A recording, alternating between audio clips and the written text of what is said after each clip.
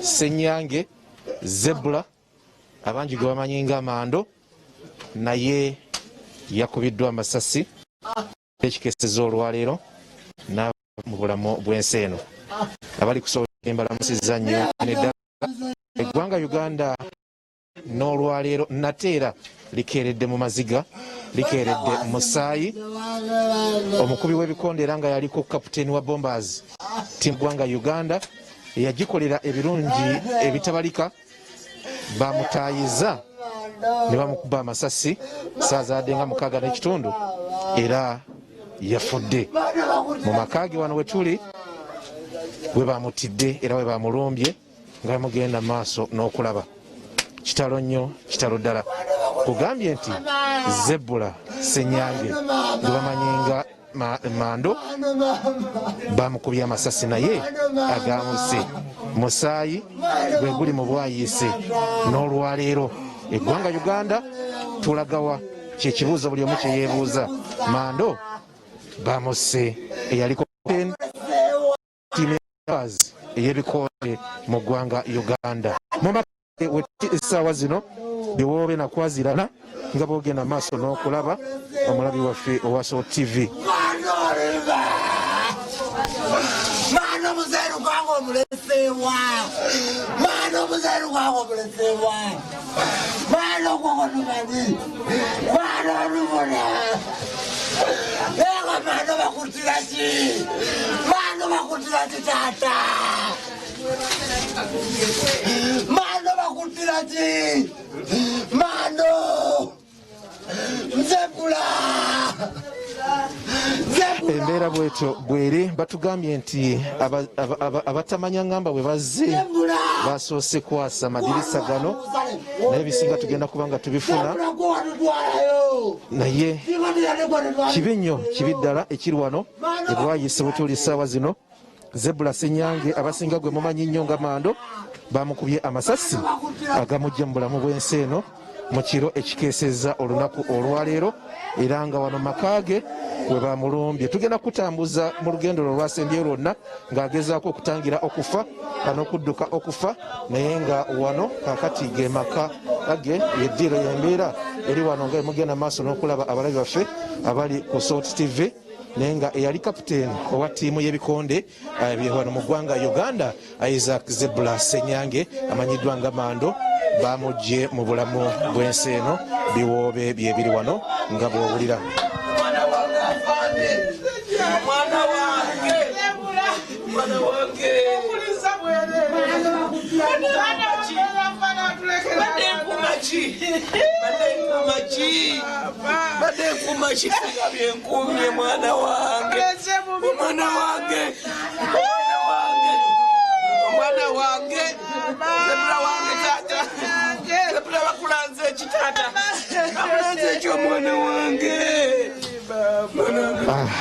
Kitalo nnyo kitalo ddala. Zebula Ssenyange Mando naye bamukubye amasasi agamujje mu bulamu bw'ensi eno mu kiro ekikeesezza olwaleero. Ne leero eggwanga Uganda likeeredde maziga, likeeredde musaayi olunaku olwaleero. Tuli butereevu ku Soul TV. Bino byabadde mu kiro ekikeesezza olwaleero naye tugenda kubanga twogerako ku ne Namwandu atubuulire embeera nga bwe yabadde wano obunkenke n'akasattiro akabaddewo ekiro ng'abazigu bagenda maaso n'okutta Ssenyange. Maama nga kitalo. Kitalo nnyo ssebo.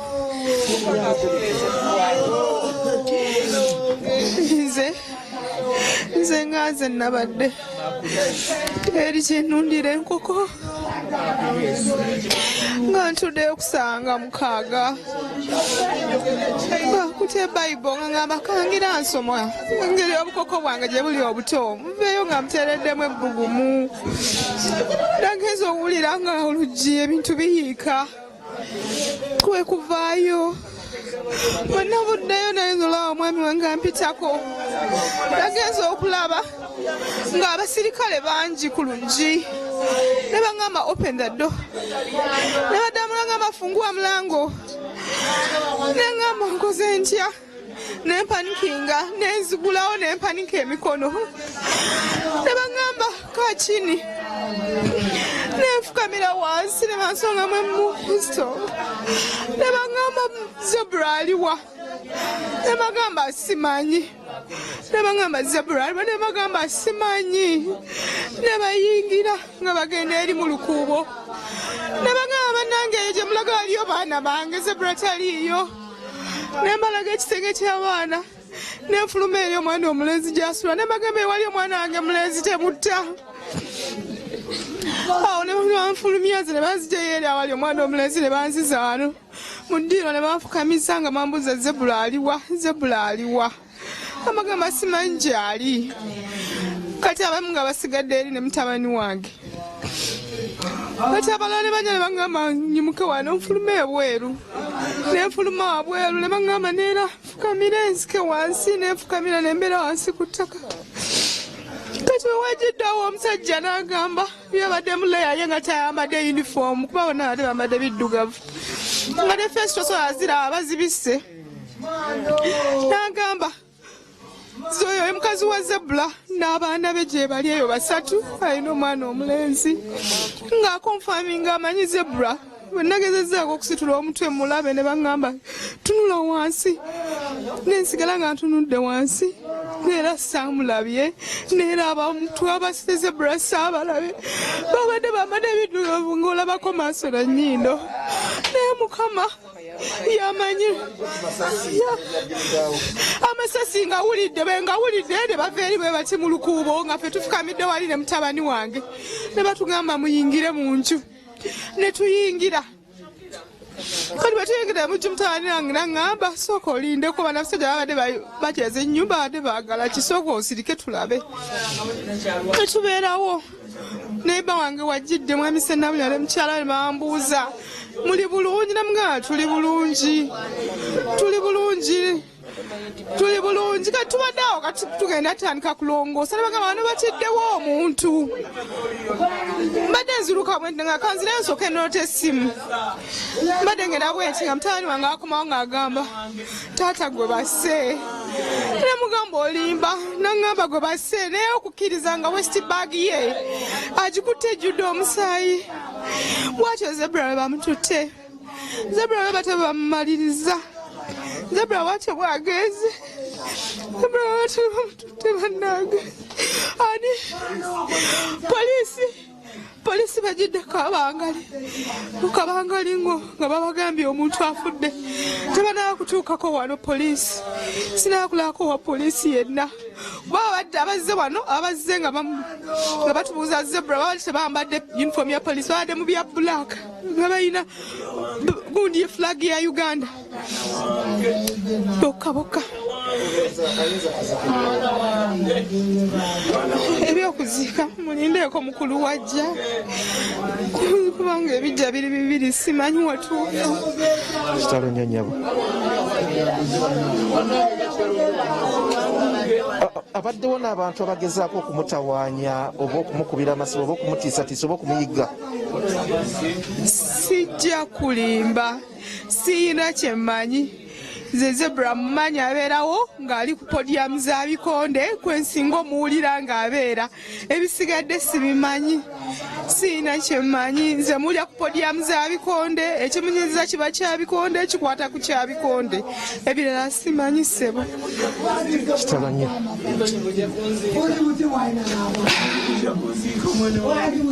kitalo nnyo kitalo ddala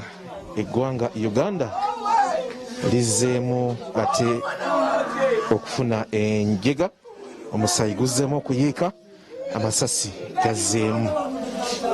ate okubwa zezo ezimu ku medo byebyo ebimu ku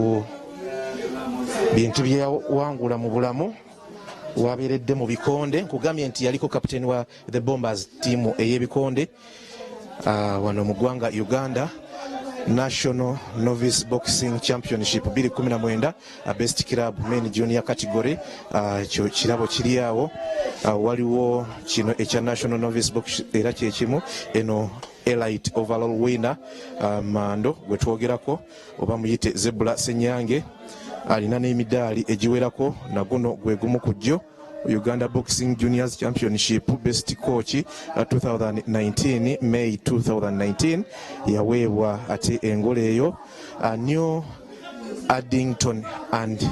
Alishfield Show 2006 bingi nnyo ebirabo byawangudde mu kukuba ebikonde era byebimu zezimu ku medals eziri wano ndaba neeno eya KY Awards Sportsman of All Times Senyange Zebula KY Awards Sportsman of All Times Senyange Zebula byebimu ku ate zezimu ku ngule zingenda maaso n'okulaba wano byebimu ku bintu byawangudde mu nsiike y'omuzannyo guno ogw'ebikonde naye nga bw'olaba ate ensi emweganye mu mbeera nga mweganyeemu ekiro ekikeesezza olwaleero nga mukitegeddeko akubiddwa amasasi agamujje mu bulamu bw'ensi eno wano bwe tuli kwazira na biwoobe abadde kati kooki nga traininga oba kookinga bakubi ba bikonde naye akubiddwa amasasi mu kirabika okuba nga kikwekweto ekibadde ekyannamaddala ekibaddewo mu kiro ekikeesezza olunaku olwaleero.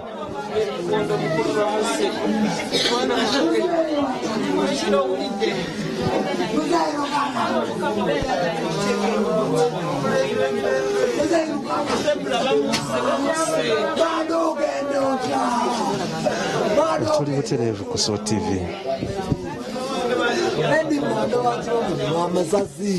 Medi mano kikyakoza abantu medi lwaki mbanda afa amasasi mano taina kyakolezi mano taina kyakolezi lwaki mbanda afa amasasi mukama akati embeera eri ewaka yeno gyogenda maaso n'okulaba okungubagako kwatandise dda nga bwogenda maaso n'okulaba abakungubazi n'okusingira ddala abava mu fraternity eyo eya boxing bo batuuse dda wano amawulire gasaasaanye mu kiro ekikeesezza olwaleero nti Isaac Zebula Senyange amanyiddwa nga Mando ate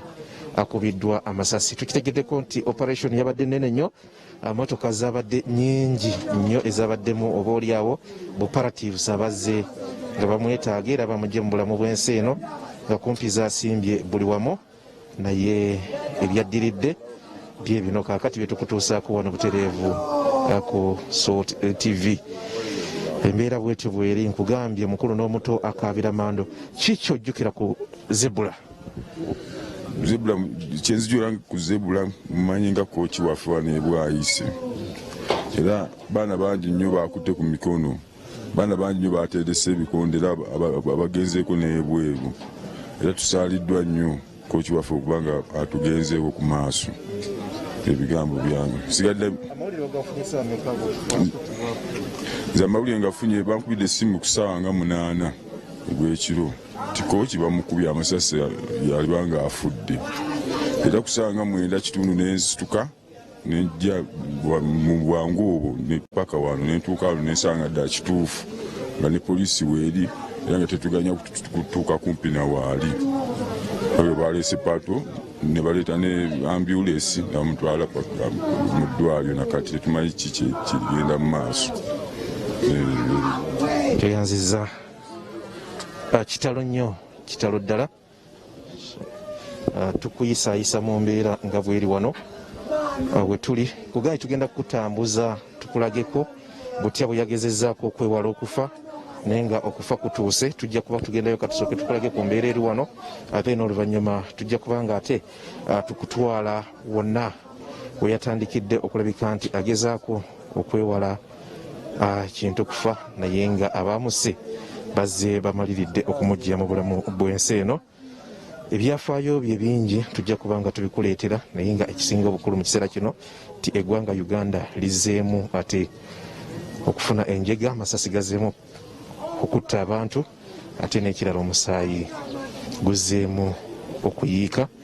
wano we tuli e Bwayise ne mu ggwanga Uganda mu kiro ekikeesezza olwaleero. Nkugambye nti be tulaba wano abasinga bakubi ba bikonde abayise mu mikono gye n'abooluganda lwe betugenda maaso n'okulaba. Nze nga kitali kya Mando. Kitalo nnyo. Wadde tica wange Mando, wadde kochi wange nnyo n'amaanyi nga bw'owulira yatusizaawo naawe ndi ffenna nga otulano ttiimu wadde Mando, wadde musomesa ffe, wadde tatambulamu bwaffe, wadde party of gye tuli ffenna otulabira wano wonna yatukuzisa. Nze sikero y'erugogo yonna yantaddewo okuba ye sikero y'erugogo yagingulirawo olw'okuba ye Zebula yennyini nagamba osobola,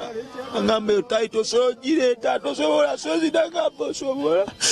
segera nze bampita sozi saba mulaba okosajjo nga tuli ku jimu nezebula tulese mulumi ow'amaanyi mbale nekyoto mbikonde naye ndaba kikomye kuba sikyasobola kati sikyalina kiryoto mbikonde naye nga mbadde nakyo okuba Zebula oyo gulaba abadde party of bulamu bwange oyo Zebula gulaba ono wenna yatusiza ono wenna wendi Zebula Senyange Mando batulese mu bbanga badde empagi yaffe y'amaanyi mbulamu bwaffe ffenna abakubi ebikonde Zebula Mukama mu ekyomula eky'emirembe. Kitalo nnyo. Tuli butereevu ku Soul TV tukulaga embeera nga bweri mu maka ga Katinga Mugenzi. Zebula Senyange akubiddwa amasasi olunaku olwaleero ng'obudde bukya zibadde saa 6 n'ekitundu. Bano be bamu ku batendesi b'ebikonde ababadde wamu ne Zebula. Tatanga kitalo kisegu haja amanya gaffe amanya gampita Muhammad Hassan oba Coach Medi in short ebasinga okumanya Coach Medi twali tukola mundi wa Kampala Boxing Club yabadde jana training nga banga deni yizuka n'emyaka 2 nga tuli naye.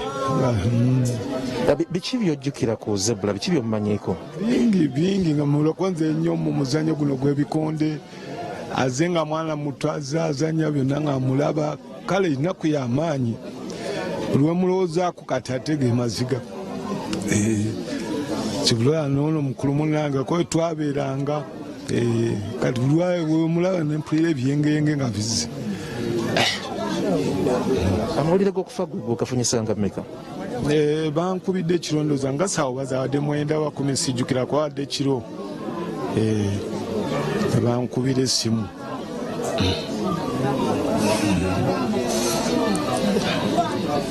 Wamulabako mu kalya ye ey'okukuba ebikonde n'engeri gye yali alwanamu olinawo byejjukirawo? Byonna mbimanyi era lwakuba nze nali mutendeka katulwaki ati simumanyi. Mumanyi bulungi nnyo okuva wansi era mumanyidde nnyo mu bikonde. Tuyanzege Coach Medi omu ku babadde abatendesi ate ab'omutendesi oba omukubi w'ebikonde yaliko kapiteeni owa ttiimu y'ebikonde ey'eggwanga Uganda the Bombers Zebula Senyange bamukubye amasasi agamugye mu bulamu bw'ensi eno.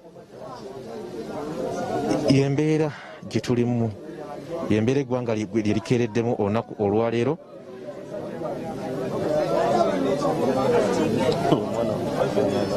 Nga kitalo nnyo muganda wange Wani nze Senyange Isaac Zebula Junior mutabani wa Atiddwa. Wabaddewo ekiro? Mbaddewo era mbadde mu luumu yange natandise owulira twali tulaba TV ffenna netusooka ne tuwulira amasasi ebweru netulowooza oba bagoba kafyu netulowooza oba abantu babadde bakuŋŋaanya engeri gye tuli mu biseera eby'ebikujjuko. Netuwulira amasasi amatinitini awo nga tuli naye nze nengera mu kisenge kyange nga ndi ku ssimu awo nabye ndaba awo nabye nkola ku laptop yange. Then muzeeyi nenkomawoko ofuna ebintu ebyokulya nenkomawoko nga muzeeyi ali mu kulaba programu emu ebaddeko Museveni ng'ali ne Minisita Kiwanda ng'ali mu giraba awo ku ssaawa nga 5 awo. Saawa 5 kitundu ebyasi bivuze bingi nnyo bakubye ebyasi bingi nnyo awo bakubidde ebyasi ebingi nnyo we bakatandikidde koona giraasi z'oluggi lwaffe tandiko zikoona muzeeyi oluwulidde nga bakoona giraasi ngagamba kijjayo omuntu saawa zino obudde bwa kiro bakoona batya giraasi n'akola ki n'adduka n'agenda emmanju agenda emmanju maama ava emmanju naye abadde emmanju agenda ova emmanju ajje alabe ki ekigenda mu maaso musajja nga bamuteeka ku gun point nga bamugamba afukamire awanike emikono namubuuza bbaawe aliwa nti Zebula aliwa amubuuza Zebula aliwa manda akiwulira manda abadde taata wange Zebula akiwulira ng'ayambuka tulina neighbor n'atuddiridde wa kalina ng'alinnya ku kalina ayitamu agenda sajja nasigala awo ne bagenda ne banjayo mu kisenge kyange natandika otukuba ne batukuba nga banoonya lumu buli lumu ebaddemu ne batukuba nga batubuuza gyali nga tetumulaba neighbor batugambyeko nti nno oluyingidde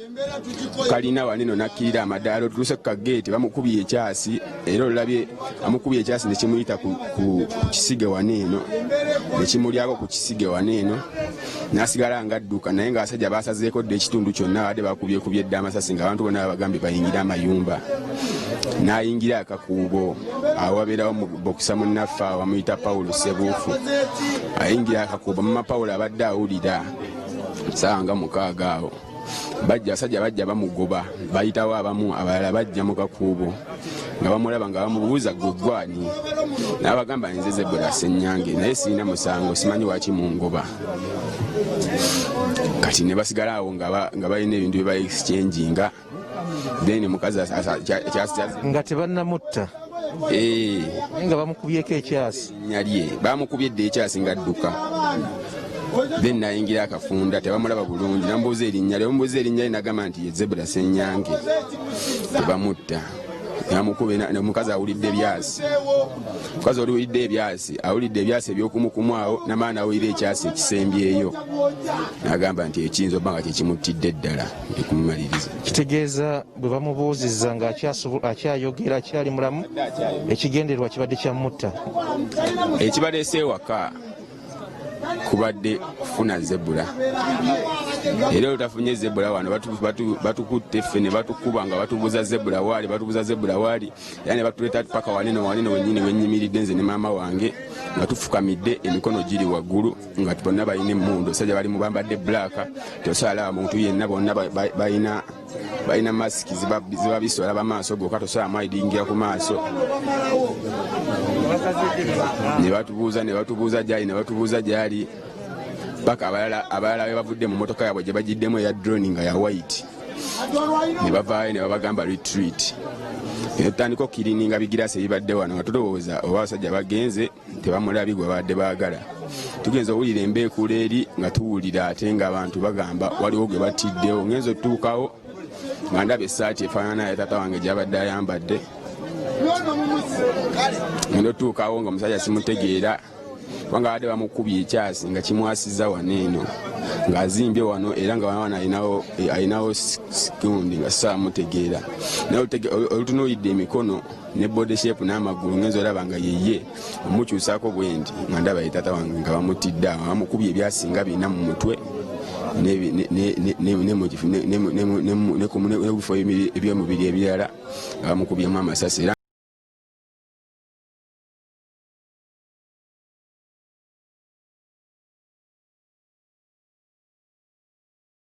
Uganda alifiiriddwa ne boxing fraternity efiiriddwa. Robert Mutebi tugende maaso tumaliza ate ensonga za Zebula Ssenyange mandaawo.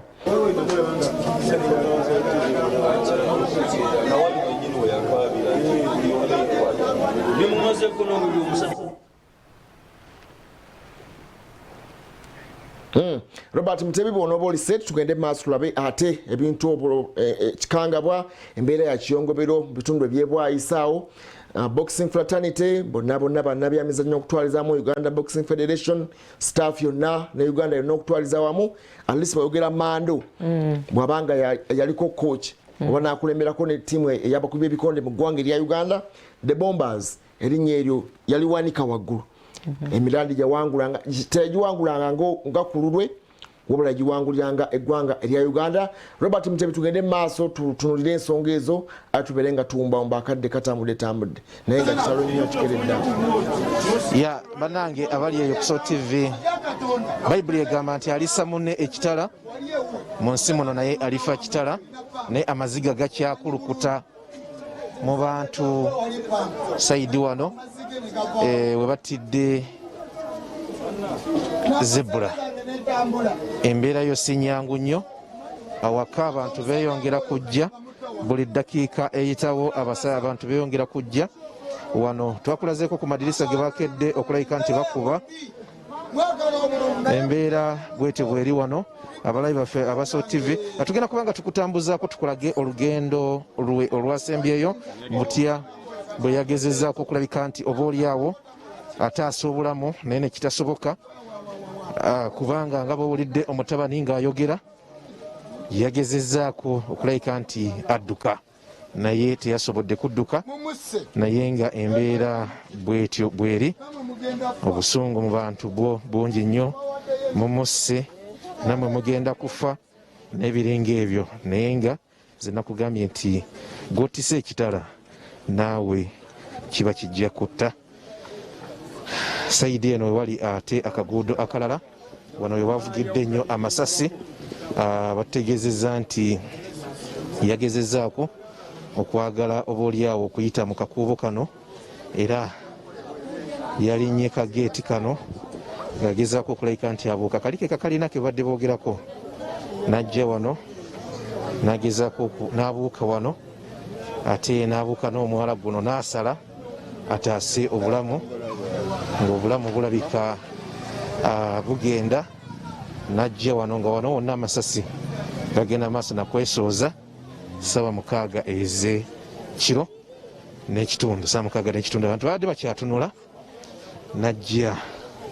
nga bw'olaba wano ka distance ako okuva ewaka okusinziira ku lugendo